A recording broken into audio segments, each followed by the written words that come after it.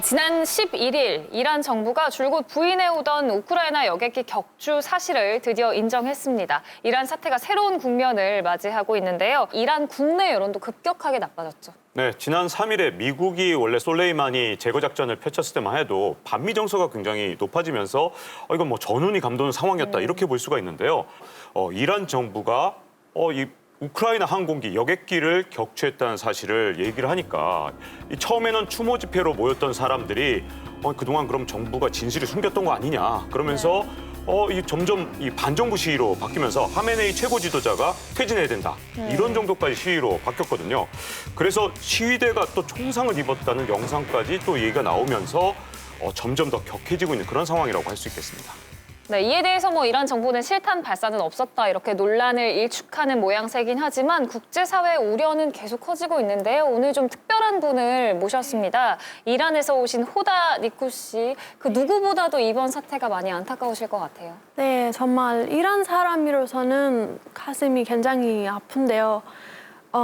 그 비행기를 타고 있었던 분들이 대부분 다 대학생들이었어요. 아주 똑똑한 대학생들. 힘들게 캐나다에서 장학금을 받으면서 살고 있었는데 갑자기 부모님을 만나러 이란에 왔는데 이런 사건이 생겼어요. 네. 처음에 정부가 아무 이야기 없었어요. 근데 3일 후에 우리 잘못이었다고 하셨어요. 처음에 아무 이야기 없어서 사람들이 더 많이 화났어요.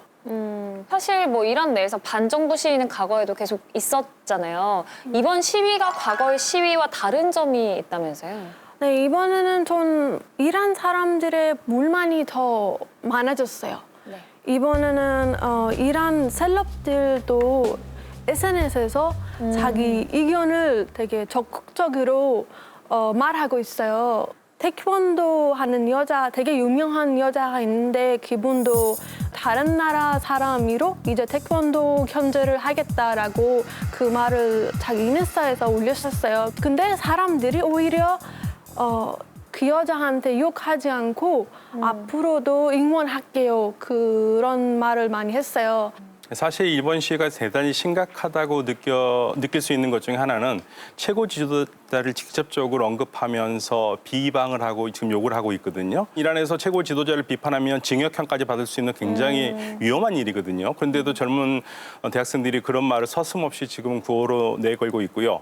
또 이 국영방송의 아나운서는 솔직하게 그동안 진실을 전달하지 못했다라는 그 아주 자괴감을 표하면서 아나운서직에서 물러나기도 했습니다. 그러니까 이번 사태가 아주 일파만파로 곳곳에 퍼져가고 있습니다. 네, 이렇게 이번 우크라이나 여객기 추락 사건 여파가 상당히 크기는 하지만 사실 이란 정부에 대한 여론이 악화된 데는 다른 이유가 있었죠. 네, 그렇죠. 이 반미 시위가 반정부 시위로 이렇게 급격하게 전환된 데 이유는 직접적인 원인은 여객기를 격추했다는 부분 여기에 있겠지만 더 근본적인 원인은 바로 이란이 겪고 있는 경제난이거든요. 2018년에 미국 트럼프 대통령이 이란과의 핵 합의에서 탈퇴한 이후에 이란에 대한 경제 제재를 다시 강화했단 말이에요. 네. 그러다 보니까 이란이 정말 극심한 경제난을 겪게 됐고 이란 정부의 공식 통계조차 물가 상승률이 40%나 됩니다. 여기다가 세계은행 발표에 따르면 4명 중에 1명꼴로 청년들이 실업자라고 해요. 저는 한국에 3년 전에 왔는데요. 근데 이란에 있는 가족이랑 친구들이랑 전화를 하면서 알게 되는데 고기 값이가 작년보다 80%가 올라갔어요.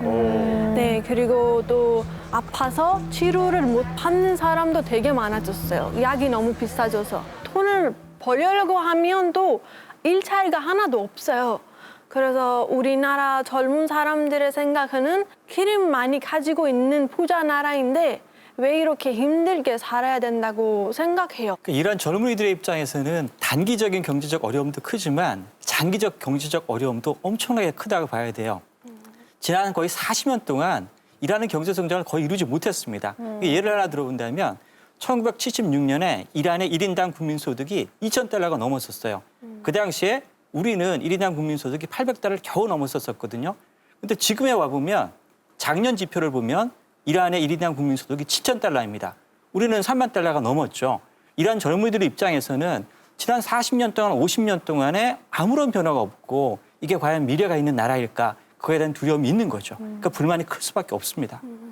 뭐 이런 이란의 경제난은 정부와 위정자들의 탓도 있겠지만 미국이 간 경제 제재 때문도 있을 거란 말이에요. 그러면 지금 이란의 젊은 세대들은 미국에 대해서는 어떻게 생각하고 있는지. 이번에는 트럼프 대통령이 이란어로 트위터에서 제가 시위하고 있는 사람들을 응원할게요 네. 라고 썼어요. 근데 솔직히 이란 사람들이 조금 안 믿었어요. 이란하고 미국이 이렇게 경제가 세서 이란 사람들 되게 힘들게 살고 있는데 갑자기 미국이 와서 나는 이란 사람 편이다라고 하면 누가 믿겠죠. 이 지난 청년들의 불만이 상당히 높은데요. 트럼프 대통령이 더 강력하게 지금 경제 제재를 하면서 젊은이들이 도대체 그 삶의 출구를 찾을 수 있는 방법이 없습니다. 그러니까 경제도 어렵고 그리고 해외에 나가는 건 거의 불가능하게 되고 그래서 이제 심지어는 그 이러한 외부에 대한 불만, 내부에 대한 불만이 정부 체제 자체에 대한 비판으로 나와서 이란이 가지고 있는 지금 현재 이슬람 법학자 통치 제도 자체에 대해서 의문을 제기하고 있는 그러한 상황까지 지금 이란이 몰리고 있습니다. 지금 젊은이들이 이런 이란의 정치 체제에서 가장 불만을 갖고 있는 부분이 있다면 뭐가 있을까요? 이 세상이 변해서 지금이 어떤 세상인데 도대체 아직도 엄격한 이슬람 율법을 강요받아야 하느냐 여기에 대한 불만도 굉장히 큰 것 같은데요. 실제로 스위스에서 한 여성 축구 선수가 휴가를 가서 히잡을 쓰지 않고 축구를 하는 사진을 SNS에 올렸거든요.